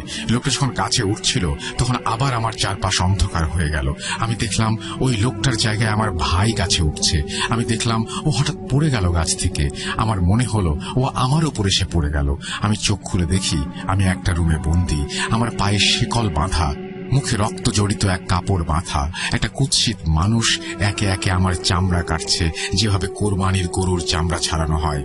বিশ্বাস করেন, ব্যথাটা আমি ফিল করতে পারছিলাম। I lived in that moment. এরপর ব্যথায় আমি চোখ বন্ধ করে চিৎকার করতে থাকি। পোস্টমর্টম করার মতো সেই লোকটা আমার বুক চিড়ে আমার বুকে কি যেন একটা ঢুকিয়ে দিল। এরপর আমি চিৎকার দিয়ে চোখ খুলতেই দেখি আমি গাছের তলায় পড়ে আছি।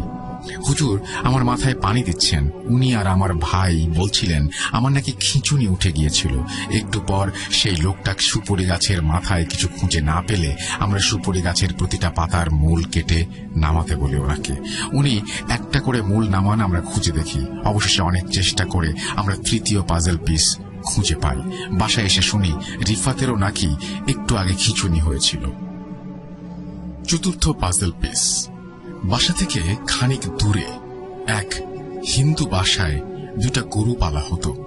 আমাদের এলাকায় এই এক বাসাতেই গরু পালা হতো, তাই সন্দেহ ছিল যে এটাই সেই জায়গা।